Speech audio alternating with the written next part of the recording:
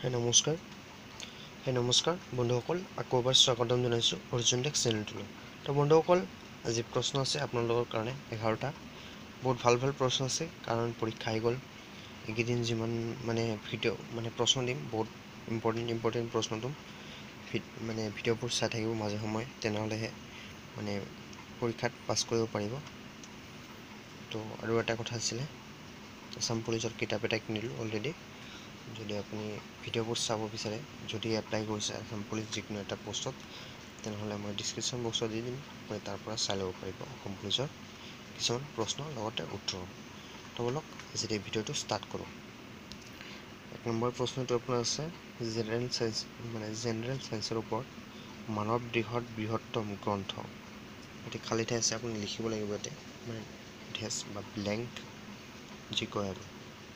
1 number প্ৰশ্নৰ উত্তৰটো মই কৈ দিছোঁ আপোনাক, অপশ্যনবোৰ দেখুৱাই দিছোঁ অলপ, নিশ্চয় বুজিও পাৰিছে বা ধৰিব পাৰিছে। 1 নম্বৰ প্ৰশ্নৰ উত্তৰটো আপোনাৰ বি নাম্বাৰটো যকৃত। উত্তৰটো ঠিক মই কৈ দিছোঁ একবাৰ। তো বলক এতিয়া 2 নম্বৰলৈ যাওঁ। 2 নম্বৰ প্ৰশ্নটো হৈছে আপোনাৰ এছিয়াৰ গভীৰতম হ্ৰদটো হ'ল এছিয়াৰ গভীৰতম হ্ৰদটো হ'ল। 4টা অপশ্যন আছে। উত্তৰটো বহুতে জানে আৰু বহুতে নাজানে, কিন্তু এই প্ৰশ্নটোৰ উত্তৰ আগতে পাইছিল কিছুমানে আৰু কিছুমানে পোৱা নাই। 2 নম্বৰ প্ৰশ্নৰ উত্তৰটো আপোনাৰ ডি নম্বৰ বৈকাল। উত্তৰটো ঠিক মই কৈ দিছোঁ। এইটো হ'ল আপোনাৰ 2 নম্বৰ প্ৰশ্নৰ উত্তৰ। তো লগতে 3 নম্বৰলৈ যাওঁ। 3 নম্বৰ প্ৰশ্নটো বহুত ভাল প্ৰশ্ন আছে আৰু লগতে বহুত দৰকাৰী প্ৰশ্ন আছে। 3 নম্বৰ প্ৰশ্নটো হৈছে আপোনাৰ অসমৰ ৰাজ্যিক প্ৰতীক হৈছে, আকৌ এবাৰ কৈ দিছোঁ, অসমৰ ৰাজ্যিক প্ৰতীক হৈছে। 4টা অপশ্যন আছে। বহুত দৰকাৰী প্ৰশ্ন এইটো। যিকোনো পৰীক্ষাত আহিব, অসম পুলিচ, RRB, যিকোনো টিকট পৰীক্ষাত হ'লে আহিবই এইটো প্ৰশ্নটো, বহুত দৰকাৰী প্ৰশ্নটো। অসমৰ ৰাজ্যিক প্ৰতীক হৈছে, 4টা অপশ্যন আছে, যিকোনো এটা হ'ব। উত্তৰটো মই কৈ দিছোঁ, অপশ্যনবোৰ চাই ল'ব ভাল আৰু অলপ। 3 নম্বৰ প্ৰশ্নৰ উত্তৰটো হৈছে আপোনাৰ ডি নাম্বাৰটো এশিঙীয়া গড়। খালী ঠাইত লিখিব লাগিব আপুনি। তো লগতে 4 নম্বৰলৈ যাওঁ, বেছি দেৰি নকৰোঁ। 4 নম্বৰ প্ৰশ্নটো হৈছে আপোনাৰ তলৰ কোনখন ঠাই ৰংঘৰৰ বাবে বিখ্যাত। বহুত দৰকাৰী প্ৰশ্ন এইবিলাক। তলৰ কোনখন ঠাই ৰংঘৰৰ বাবে বিখ্যাত। বহুতে জানে আৰু বহুতে নাজানে। আমাৰ অসমৰ মানুহে জানে আৰু বাহিৰৰ নাজানে চাগে। অসমৰ মানুহ আছে, কিছুমান জানে আৰু কিছুমান নাজানে। তো 4 নম্বৰ প্ৰশ্নটোৰ উত্তৰটো হ'ব আপোনাৰ ডি নাম্বাৰটো শিৱসাগৰ। তো লগতে 5 নম্বৰলৈ যাওঁ। আৰু এটা কথা, যদিহে ভিডিঅ'টো ভাল লাগিছে নিশ্চয় লাইক কৰিব, আৰু যদিহে চেনেলটো নতুনকৈ ভিজিট কৰিছে, নতুনকৈ চাই আছে ভিডিঅ'বোৰ, তেনেহ'লে নিশ্চয় ছাবস্ক্ৰাইব লিখা জেগাত প্ৰেছ কৰিব আৰু এটা ঘণ্টা আহিব, সেই ঘণ্টাটো একবাৰ চুই দিব বা প্ৰেছ কৰি দিব, কাৰণ মই যেতিয়াই ভিডিঅ' আপলোড দিম অতি প্ৰথমতে আপুনি চাব পাৰিব। আৰু ভাল লাগিলে নিশ্চয় লাইক কৰিব পাৰে। 5 নম্বৰ প্ৰশ্নটো হৈছে আপোনাৰ জয়দেৱ কোন ঠাইৰ লগত সম্পৰ্কিত। জয়দেৱ, আকৌ এবাৰ কৈ দিছোঁ, জয়দেৱ কোন ঠাইৰ লগত সম্পৰ্কিত। 4টা অপশ্যন আছে, অপশ্যনবোৰ দেখুৱাই দিছোঁ ভালদৰে, নিশ্চয় চাব পাৰিছে। 5 নম্বৰ প্ৰশ্নৰ উত্তৰটো মই কৈ দিছোঁ আপোনাক। 5 নম্বৰ প্ৰশ্নৰ উত্তৰটো আপোনাৰ ডি নাম্বাৰটো পুৰী, জয়দেৱৰ লগত জড়িত। তো লগতে 6 নম্বৰলৈ যাওঁ। 6 নম্বৰ প্ৰশ্নটো আপোনাৰ জেনেৰেল চায়েন্সৰ ওপৰতে হয়।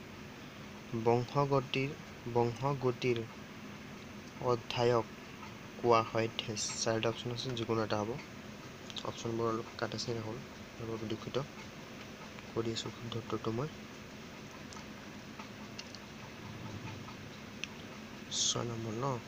6 নম্বৰ প্ৰশ্নৰ উত্তৰটো আপোনাৰ 5 নম্বৰ প্ৰশ্ন অলপ ভুল হৈ গ'ল। জয়দেৱ কোন ঠাইৰ লগত জড়িত, উত্তৰটো আপোনাৰ এ নাম্বাৰটো কাকিনাথ। চৰি, বহুত চৰি, তাৰবাবে মই দুঃখিত, অলপ ভুল হৈ গ'ল উত্তৰটো চাওঁতে। 5 নম্বৰ প্ৰশ্নৰ উত্তৰটো আপোনাৰ এ নাম্বাৰটো। 6 নম্বৰ প্ৰশ্নৰ উত্তৰটো মই কৈ দিছোঁ আপোনাক। 6 নম্বৰ প্ৰশ্নৰ উত্তৰটো আপোনাৰ এ নাম্বাৰটো শৰীৰৰ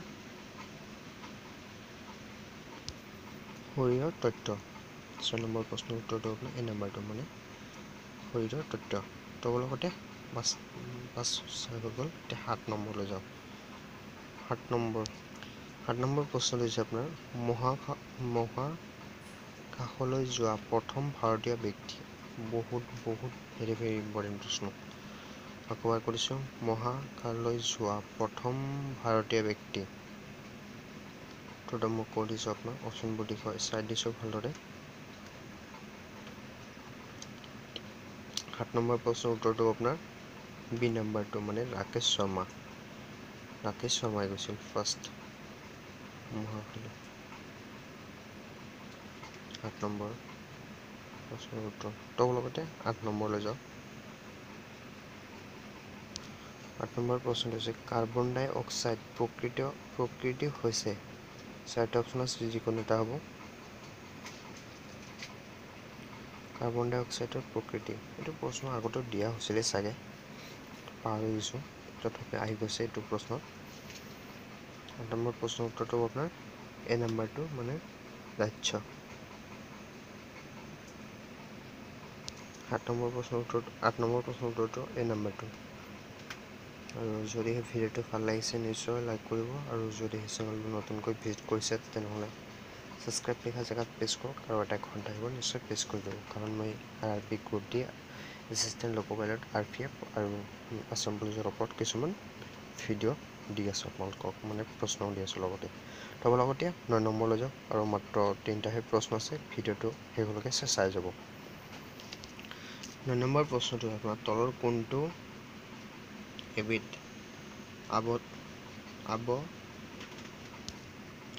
আৱতবী মৌল। আকৌ এবাৰ কৈছে, তলৰ কোনবিধ, আকৌ এবাৰ কৈছে প্ৰশ্নটো, তলৰ কোনটো এবিধ আৱতীয় মৌল। 4টা অপশ্যন আছে, অপশ্যনবোৰ দেখুৱাই দিছোঁ, ভালকৈ চাই ল'ব। 9 নম্বৰ প্ৰশ্নৰ উত্তৰটো আপোনাৰ মানে চি নম্বৰটো কাৰ্বন। লগতে 10 নম্বৰলৈ যাওক। 10 নম্বৰ প্ৰশ্নটো হৈছে আপোনাৰ কৰ্ণাম মালেশ্বৰী থিছৰ লগত জড়িত। 4টা অপশ্যন আছে, অলপ দেখুৱাই দিছোঁ, ভালদৰে চাই ল'ব। 10 নম্বৰ প্ৰশ্নৰ উত্তৰটো আপোনাৰ এ নম্বৰটো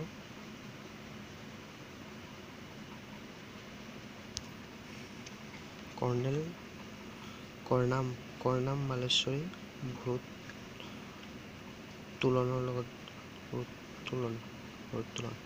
লগত জড়িত আছিল।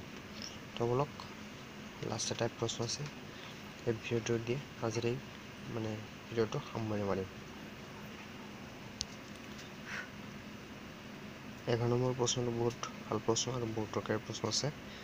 11 নম্বৰ প্ৰশ্ন, সৰ্বনিম্ন মাটিকালি ৰাজ্যখন হৈছে। 4টা অপশ্যন আছে, যিকোনো এটা হ'ব, যিহেতুকে ৰাজ্যৰ কথা কৈছে ইয়াতে। ষ্টেট, সৰ্বনিম্ন মাটিকালি ৰাজ্যখন হৈছে। 4টা অপশ্যন আছে, যিকোনো এটা হ'ব, উত্তৰটো মই কৈ দিছোঁ। 11 নম্বৰ প্ৰশ্নৰ উত্তৰটো হ'ব আপোনাৰ এ নম্বৰটো মানে মিজোৰামৰ মাটিকালি সৰ্বনিম্ন। তো আজিলৈকে মানে যদি ভিডিঅ'টো মানে চাই ভাল পাইছে তেনেহ'লে লাইক কৰিব পাৰে, আৰু যদি চেনেলটো এতিয়ালৈকে মানে ছাবস্ক্ৰাইব কৰা নাই তেনেহ'লে ছাবস্ক্ৰাইব লিখা জেগাত প্ৰেছ কৰক, আৰু এটা ঘণ্টা আহিব সেইটো প্ৰেছ কৰি দিব, কাৰণ মই এনেকুৱা ধৰণৰ ভিডিঅ' এটাকৈ দি গৈ আছোঁ সদায়, আৰু আপুনি পাই থাকিবলৈ হ'লে তেনেহ'লে ছাবস্ক্ৰাইব কৰিব লাগিব, আৰু লগতে ঘণ্টা বটন নিশ্চয় প্ৰেছ কৰিব লাগিব। আজিলৈকে থেংক ইউ ফৰ ৱাচিং মাই ভিডিঅ', মোৰ ভিডিঅ', ছাবস্ক্ৰাইব নাও।